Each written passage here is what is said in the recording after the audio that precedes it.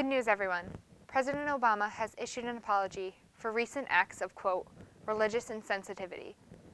But it's not what you think, so I'll give you the backstory. According to the New York Times, a few weeks ago at an American Air Force base in Afghanistan, U.S. military officials became concerned that some of their prisoners were exchanging messages by writing notes to each other in their books. So, the American officials decided to confiscate all the books that the prisoners had written in and ordered them to be burned. A couple of these books happened to be copies of the Koran, a book sacred to the Muslim religion. When word got out that copies of the Koran were burned, the surrounding Muslim population in Afghanistan rose up in a revolt against the American soldiers. The U.S. officials involved, on the other hand, repeatedly explained that it was never their intention to insult the Islamic religion and that they weren't even aware that copies of the Koran were among those that were burned. But the fact that it was a mistake and unintentional didn't stop the locals from killing 2 American soldiers in retaliation. When news of this reached the White House, rather than grieving for the murder of these 2 truly innocent Americans, and rather than trying to fix the situation by explaining that it was an honest mistake, President Obama instead declared that, quote, the perpetrators of this crime, meaning the accidental Koran burning, will be brought to justice and by all means held accountable. Obama's hastiness in apologizing to the Islamic religion for this accident overseas comes in stark contrast to what is going on here in the States. For Obama himself is orchestrating a very intentional insult to religion by means of the recent healthcare mandates. As you may have heard, there is legislation in the works that would force an employer to provide insurance coverage for contraception and abortion-inducing drugs. Now, this plan isn't one that an employer would just opt into if he wanted. Rather, it is mandatory for all employers to fund it, even those who consider it a violation of their conscience. This mandate, which Obama has been flaunting, is obscenely offensive to the Catholic Church. But to put it in terms that Obama might more easily understand, forcing Catholics to pay for abortion is like forcing Muslims to pay for their Korans to be burned. And as insulting as this legislation is, these lacerations against the Catholic Church allow us to see ever more plainly that she is the one true church founded by God himself. And the liberal news media, one of the church's most bloodthirsty foes, actually makes that all the more evident with every story they run about this. For the media itself has presented the Catholic Church as the #1 victim and adversary of this legislation. The controversy over this mandate is almost always described as Obama versus the Catholic Church, not, for example, Obama versus the Baptists.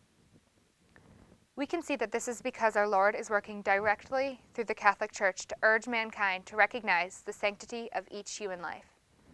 But we are not the only ones who recognize Christ's true presence in Catholicism. His foes do too.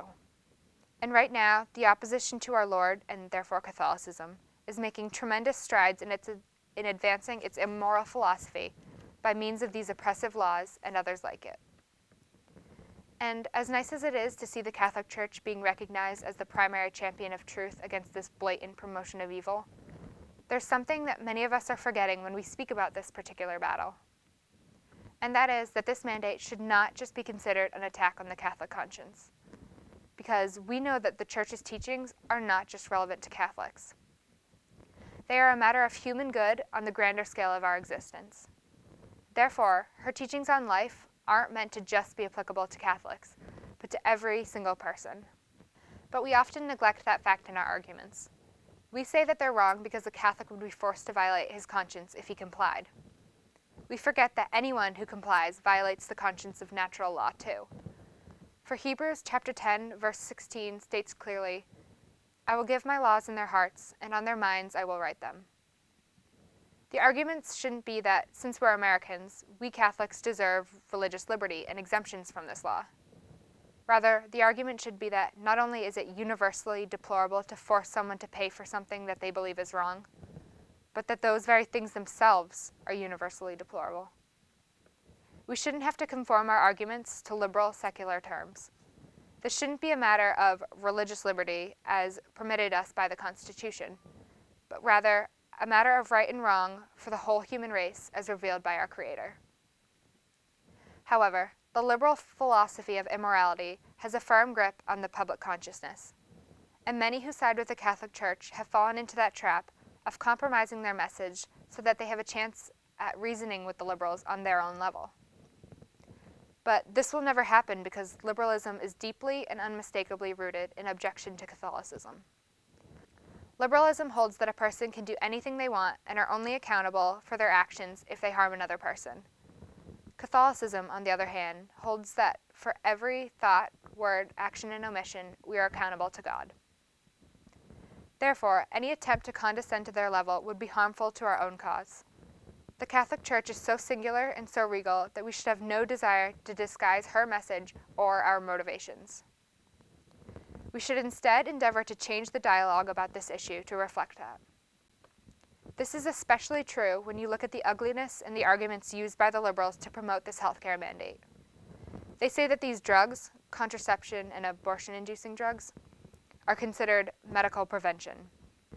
That's right, they view pregnancy as a disease.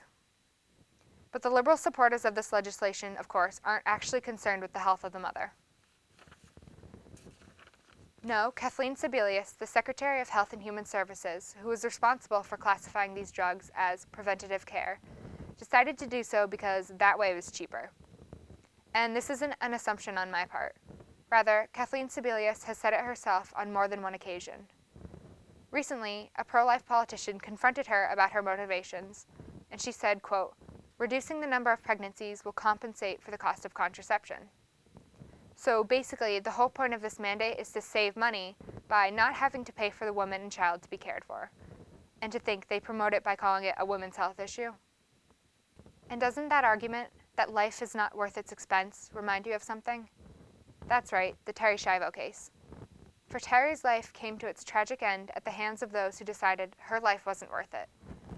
But God makes good out of evil. For both the Terri Schiavo case and the recent Health and Human Services mandates have granted us a profound opportunity to lay hold of the ongoing public conversation.